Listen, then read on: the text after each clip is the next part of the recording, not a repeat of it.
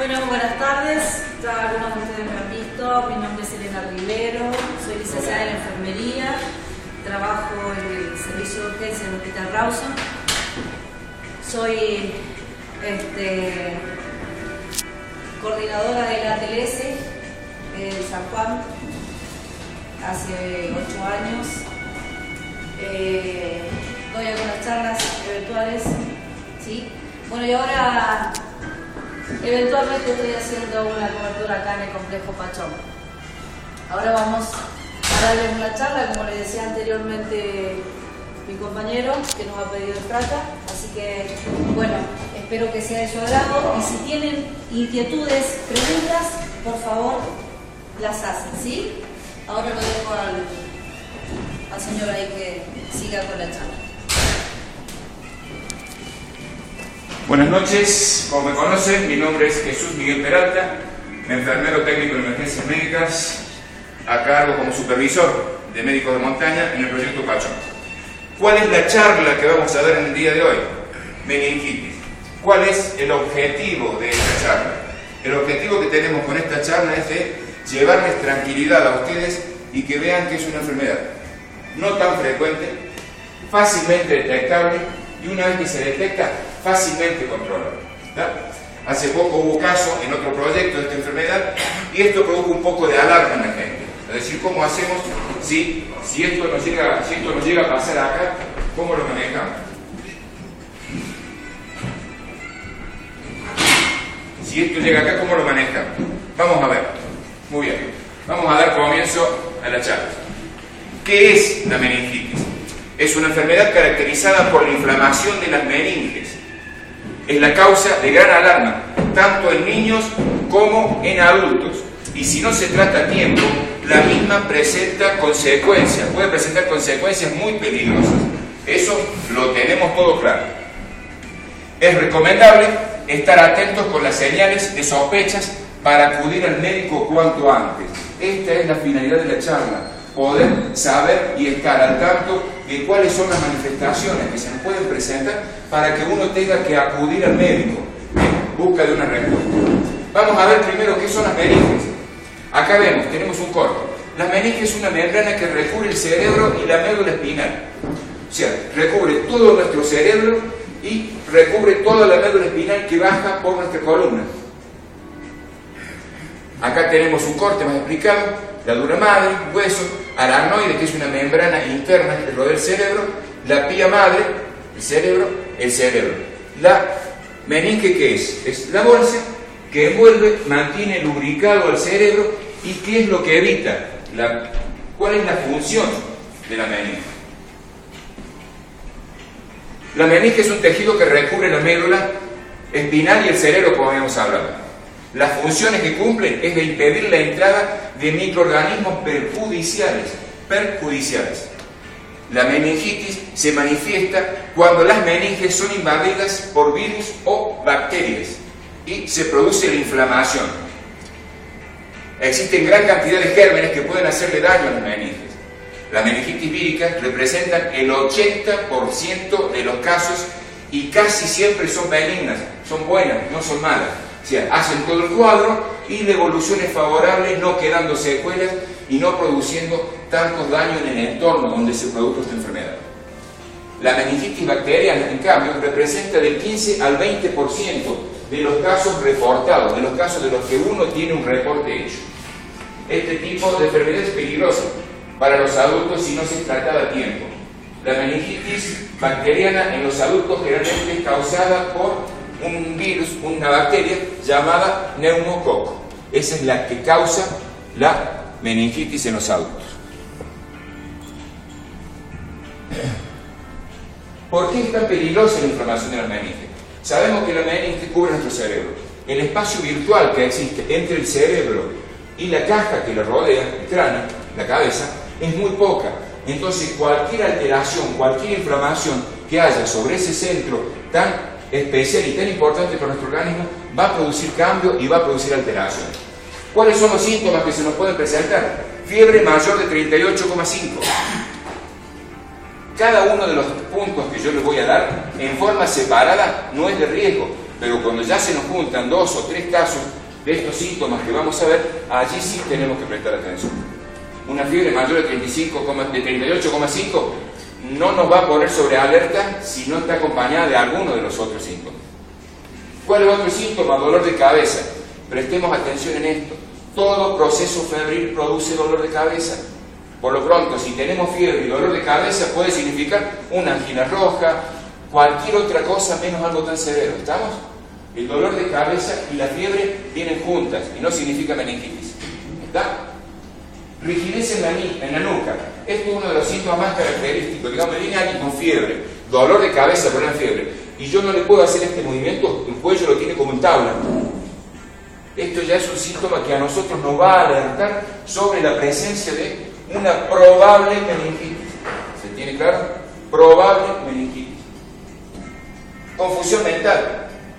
Como le decía mi compañera, si la confusión mental viene acompañada de estos síntomas, allí nos va a alertar. Si la confusión mental es sola, no nos va a preocupar. Si no, diríamos que todos nuestros dirigentes y funcionarios tienen meningitis, y no es así. ¿Estamos? La confusión mental, luego, la intolerancia a la luz o el ruido. Cuando hablamos de intolerancia a la luz o al ruido, ¿a qué nos referimos? Uno de los síntomas más característicos de la meningitis es la fotofobia. ¿Qué es fotofobia? El paciente, uno llega al lugar, en emergencia llega a la casa donde está el paciente, en oscuro. Y lo primero que te refieres es, mira, no le prenda la luz porque le molesta. Entonces se molesta, me preocupa, 2 pepinos si le molesta, tengo que verlo. Cuando uno prende la luz, el paciente grita, siente que se le queman los ojos. Eso es fotofobia. ¿Está? No que no me ponga la luz porque estoy con sueño y no he dormido bien. Eso es molestia la luz. Pero la fotofobia es algo que se prende la luz y la luz produce la sensación de quemazón en los ojos. Entonces ya ahí, este síntoma sí nos va a alertar de una probable meningitis. Problemas en la visión. Vamos a tener problemas, pérdida de no poder concentrar, enfocar bien. Eso también es uno de los síntomas, siempre y cuando esté acompañado de los otros. Convulsiones. En una etapa más avanzada de la meningitis vamos a tener procesos convulsivos, por la misma inflamación que yo hacía referencia en su momento. Y sarpullidos o manchas rojas en la piel, que esto en sí es, digamos, ya cuando evoluciona por la misma fiebre va a producir ese cuadro tan característico en la piel, pero ya viene evolucionando, no es algo que aparezca primero, sino que aparece el último.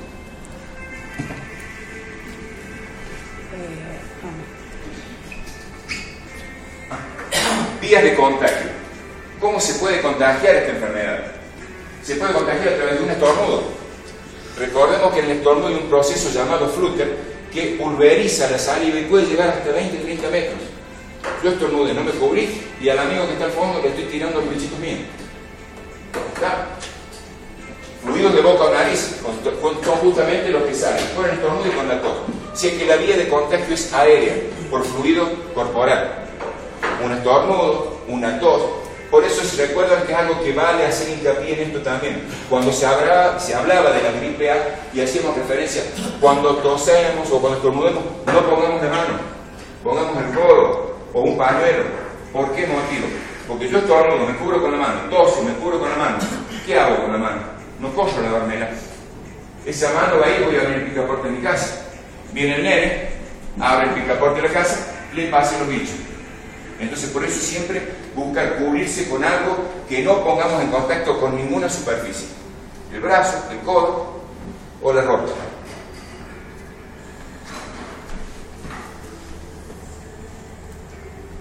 ¿Cómo evitar el contagio? Muy simple. Ventilar bien los espacios comunes, los espacios en donde permanezca mucha gente, ventilarlos. Mantener una buena higiene personal y bucal. Esto tiene que ser una conducta de vida no solo para la meningitis, sino para nuestra vida diaria. Lavarse las manos constantemente, permanentemente. Y usar uñas cortas, porque debajo de las uñas pueden llegar a quedar residuos o restos de estornudos o cualquier otra sustancia corporal que ustedes puedan imaginarse.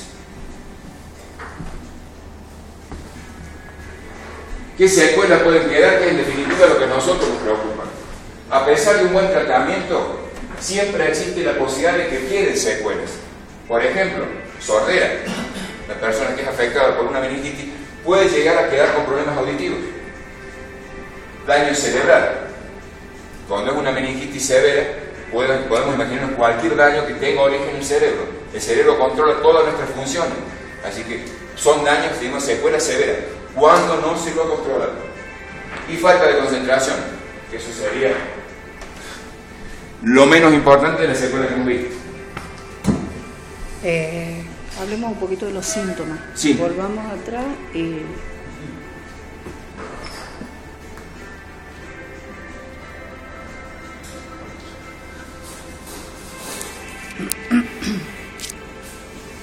Acá cuando hablamos de los síntomas, ustedes se dan cuenta que son síntomas muy característicos de cualquier otra patología que la podemos asociar. Por ejemplo, podemos asociar la fiebre con una angina roja, con algún otro tipo de infección que hace que tengamos hipertermia. Dolor de cabeza, podemos el dolor de cabeza relacionarlo con algún trastorno gastrointestinal, con alguna migraña, que no sabemos el origen. La rigidez de nuca también la podemos asociar con malas posturas, estar mucho tiempo ante la computadora o haciendo un trabajo que a uno nos lleva a tener una muy mala postura y bueno, seguramente me va a doler la nuca. Los demás síntomas ya son las consecuencias de lo de arriba. Nosotros, para que tengamos alerta de un caso, tenemos que tener bien remarcados estos 3 signos y síntomas, ¿sí? A esto que hago referencia es porque son síntomas muy característicos de cualquier otra patología, vuelvo a repetirlo, ¿sí? Entonces, por eso es que hago hincapié en esto. Esto es algo más para que ustedes tengan la información, que estén alerta, ¿sí? Ustedes saben que debido al caso que hubo anteriormente es que se nos pidió que diéramos esta charla. Yo creo que si todos seguimos una buena conducta y tomamos los recaudos necesarios, no vamos a tener problemas, ¿sí? El lavado de manos es una cosa que es un acto, es un hábito que lo tenemos que hacer muy nuestros, siempre. Y más nosotros, ahora que contamos con temperaturas elevadas, donde tenemos lugares cerrados, ¿sí? Donde tenemos la ayuda de los calefactores, que eso hace que si hay algún bichito por ahí, pulule, se multiplique.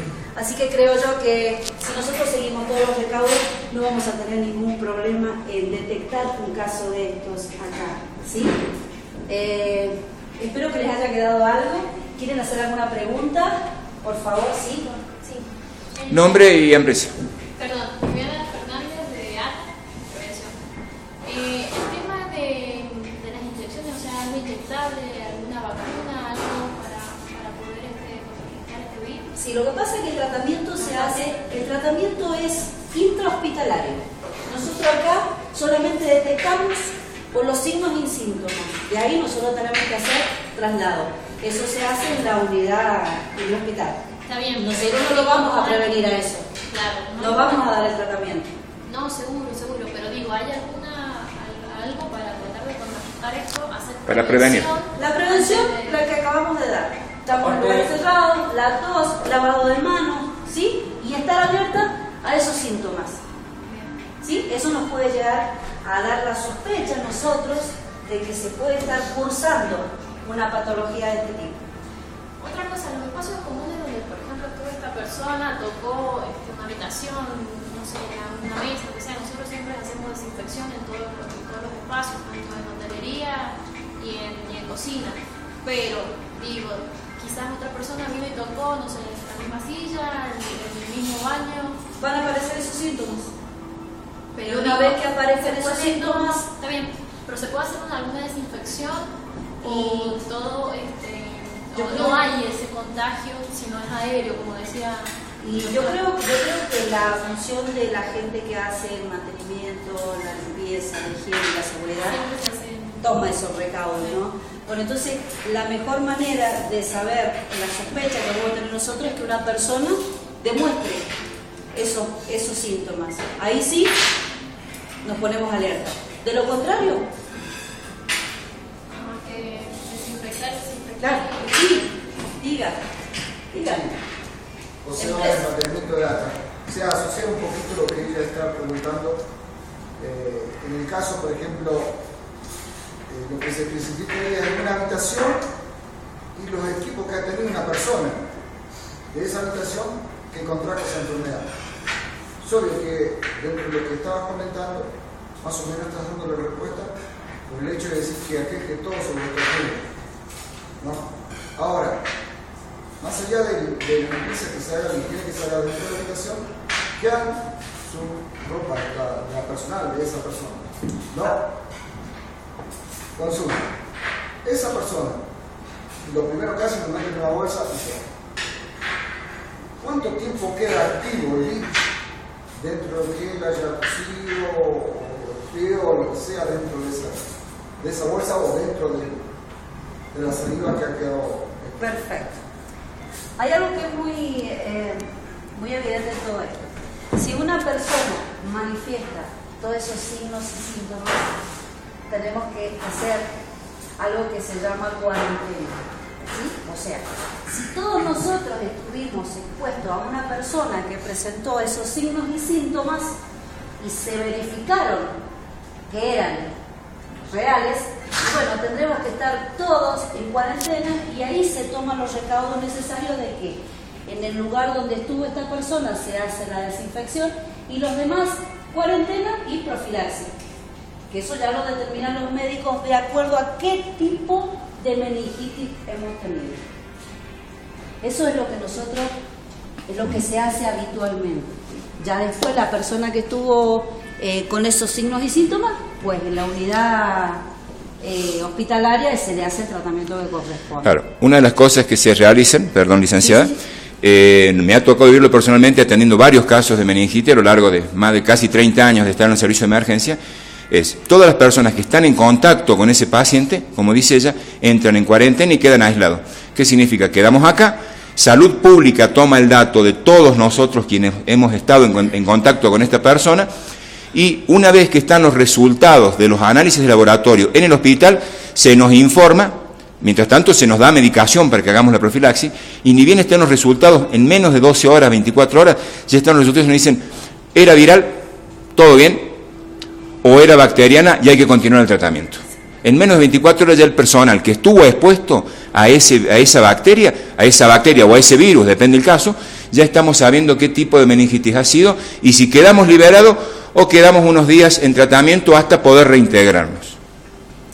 Por eso es que no se sabe cuál es la conducta que vamos a seguir si es que detectamos un tipo de este caso, un caso de estos, ¿sí? O sea, tenemos que saber cuál es el grado de meningitis para saber cuál es el tratamiento que vamos a seguir.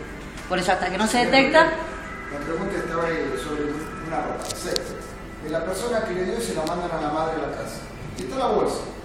¿Qué tiempo queda vivo el virus ese dentro de esa ropa?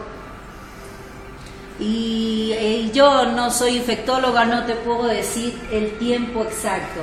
¿Pero qué ¿sí? se debería hacer? ¿Lavarla? Aislarlo y esperar las recomendaciones de la gente de los análisis. De todas formas, una persona que manifiesta estos signos y síntomas lo hace en cortas horas. Entonces ya, sabiendo eso ya, listo, toda la ropa de cama, la ropa, los utensilios, todo se aísla. Se pone en bolsas rojas y se lo identifica, ¿sí?